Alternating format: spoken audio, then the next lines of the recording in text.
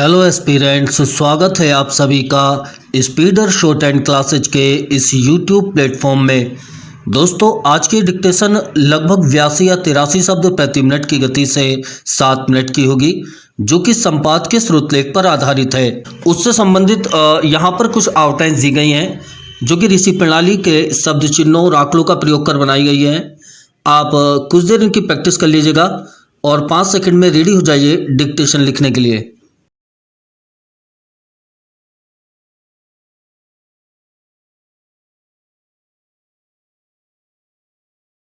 Start. आप सरल मार्ग को अपनाइए। लड़ने, बड़बड़ाने और कुढ़ने की नीति छोड़कर दान, सुधार, स्नेह के मार्ग का अवलंबन लीजिए। एक आचार्य का कहना है, प्रेम भरी बात कठोर लात से बढ़कर है। हर एक मनुष्य अपने अंदर कम या अधिक अंशों में सात्विकता को धारण किए रहता है। आप अपनी सात्विकता को स्पर्श करिए और उसकी सुप्तता में जागरण उत्पन्न कीजिए।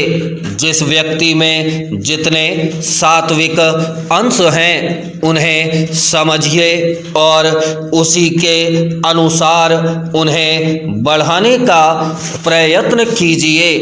अंधेरे में मत लड़िए, वरन प्रकाश फैलाइए। अधर्म बढ़ता दिखता हो तो निराश मत होइए, वरन धर्म के प्रचार का प्रयत्न कीजिए। बुराई को मिटाने का यही एक तरीका है कि अच्छाई को बढ़ाया जाए।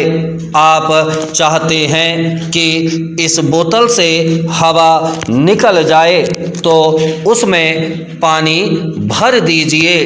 बोतल में से हवा निकालना चाहे पर उसके स्थान पर कुछ भरे नहीं तो आपका प्रयत्न बेकार जाएगा। एक बार हवा को निकाल देंगे, दूसरी बार फिर भर जाएगी। गाड़ी जिस स्थान पर खड़ी है वहीं खड़ी रखना पसंद नहीं करते तो उसे खींचकर आगे बढ़ा दीजिए। आपकी इच्छा पूरी हो जाएगी। आप गाड़ी को हटाना चाहें पर उसे आगे बढ़ाना पसंद न करें। इतना मात्र संतोष कर लें कि कुछ क्षण के लिए पहियों को ऊपर उठाए रहेंगे। उतनी देर तो स्थान खाली रहेगा, पर जैसे ही उसे छोड़ेंगे वैसे ही वह जगह फिर घिर जाएगी। संसार में जो दोष आपको दिखाई पड़ते हैं उनको मिटाना चाहते हैं तो उनके विरोधी गुणों को फैला दीजिए।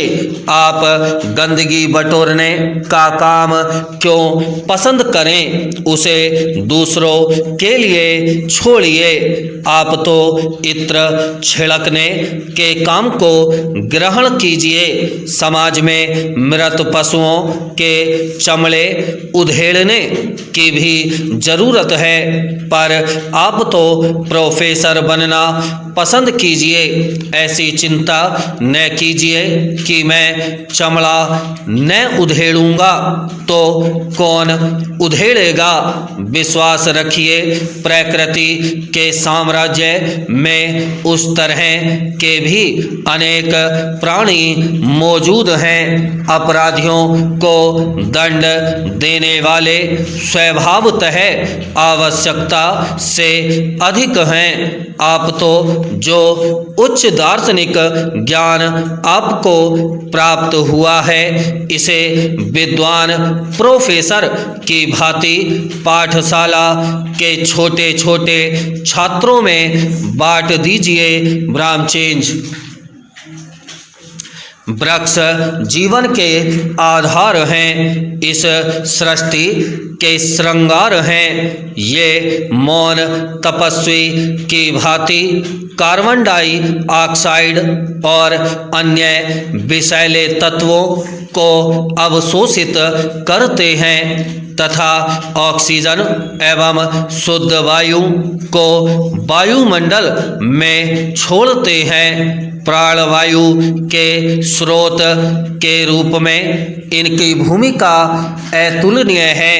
इसलिए आश्चर्य नहीं कि वृक्षों से जुड़े ऐसे स्थल स्वास्थ्यवर्धक के रूप में विकसित किए जाते हैं और इंसान ही नहीं जीव जंतु भी इनकी छत्र छाया में शांति को अनुभव करते हैं और स्वास्थ्य लाभ पाते हैं। वृक्ष से हीन किसी स्थल में शायद ही कोई जीव अपनी पसंद से रहना चाहे। कंक्रीट के जंगल में तब्दील हो रही बस्तियों व शहरों में रह रहे लोग बता सकते हैं कि किस तरह वे जीवन की सारी सुख सुविधाओं के होते हुए भी एक दम घोटू नारकीय जीवन जीने के लिए विवश अनुभव करते हैं। जबकि हरे भरे वृक्षों से सुशोभित स्थल पर मन प्रफुल्लित होता है। इनकी शीतल छाह तले जीवन कैसे शांति सुकून की गोद में सांस ले रहा होता है। आश्चर्य नहीं कि दूरदर्शी योजनाकार शहरों में हरे भरे पार्क से लेकर उद्यानों को ऑक्सीजन पॉकेट के रूप में तैयार करते हैं, जो फिर बड़े शहरों के लिए फेफड़ों का काम करते हैं। वायु ही नहीं, ये ध्वनि एवं भू प्रदूषण को भी नियंत्रित करने में सहायक होते हैं। साथ ही गर्म वायुमंडल में ठंडक प्रदान करते हैं। ब्राह्मस्टो